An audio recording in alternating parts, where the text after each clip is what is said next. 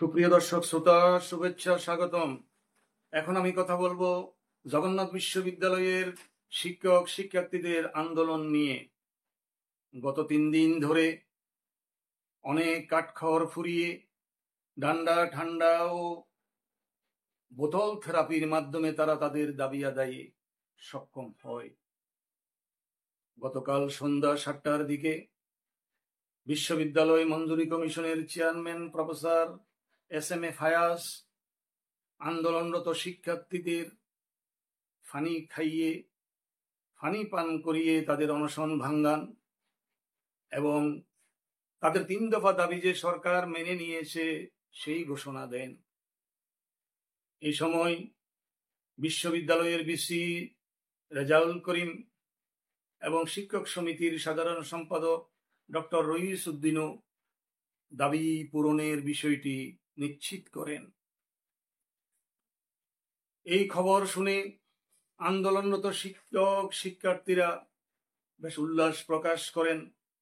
এই সময়ে বোতল না মাহফুজ বোতল বোতল, সান্ডা না মাহফুজ সান্ডা সান্ডা স্লোগান দিয়েও তারা উল্লাসে ফেটে পড়ে। এক পর্যায়ে তারা মিছিল স্লোগান দিয়ে তাদের ঘরে ফিরে যায়। সুপ্রিয় দর্শক, শিক্ষার্থীদের কাজ হলো তাদের শিক্ষা প্রতিষ্ঠানে লেখাপড়ায় ব্যস্ত থাকা, নিজের বিশ্ববিদ্যালয়ের সমস্যা নিয়ে রাজপথে আন্দোলন সংগ্রাম করা নয়। কিন্তু জগন্নাথ বিশ্ববিদ্যালয়ের শিক্ষক শিক্ষার্থীরা তাদের শিক্ষা প্রতিষ্ঠানের সমস্যা সংক্রান্ত 3 দফা দাবি নিয়ে দীর্ঘদিন ধরে আন্দোলন সংগ্রাম করছে।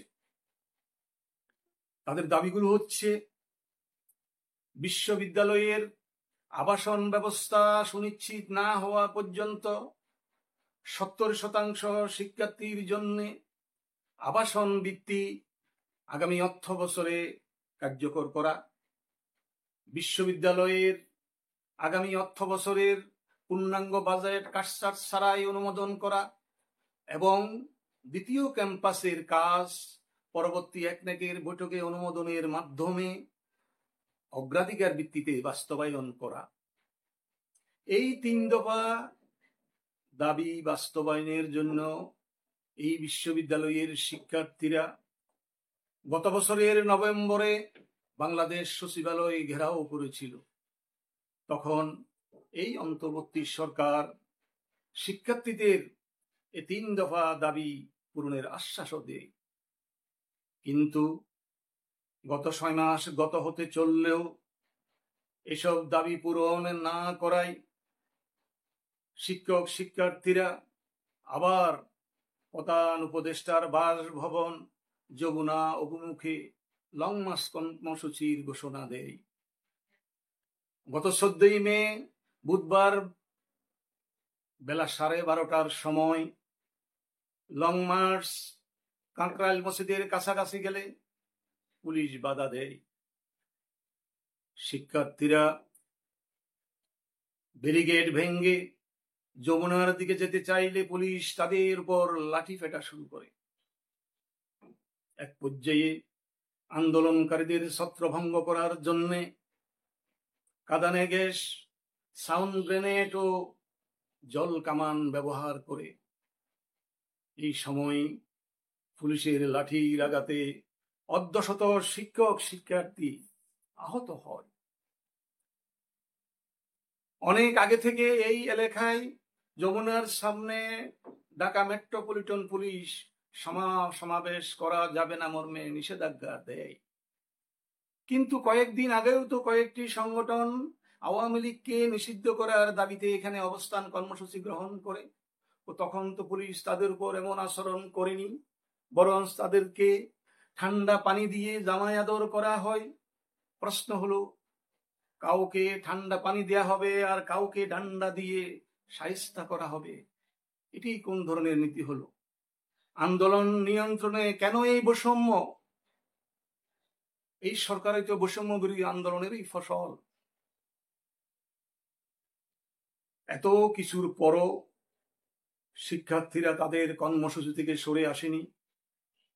এই সময়ে সরকারের তথ্য উপদেষ্টা মাহফুজ আলম সরকারের অবস্থান জানান দিতে এবং শিক্ষার্থীদের সাথে একাত্মতা পোষণ করতে সেখানে গেলে তাকে লক্ষ্য করে পানির বোতল ছোড়া হয়, যা খুবই অনভিপ্রেত।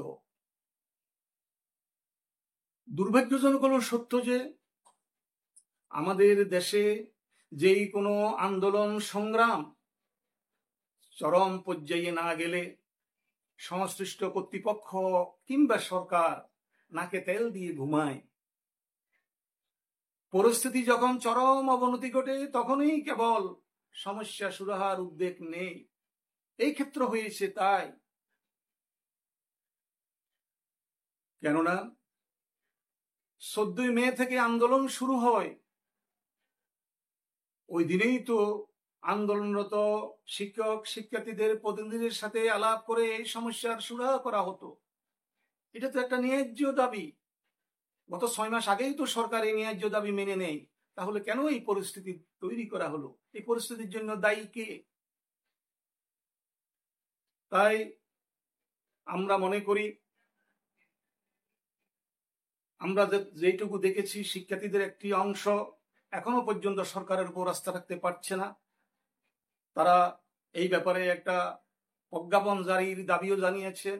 তাই আমরা আশা করব সরকার দ্রুততম সময়ের মধ্যে শিক্ষার্থীদের 3 দফা দাবি যে মেনে নেওয়া হয়েছে সেই ব্যাপারে একটা প্রজ্ঞাপন জারি করবেন এবং ভবিষ্যতে এই ধরনের আন্দোলন সংগ্রামকে দমননীতির মাধ্যমে নয়, আলাপ আলোচনার মাধ্যমে সমাধান করার চেষ্টা করবেন, সেই প্রত্যাশা রাখছি।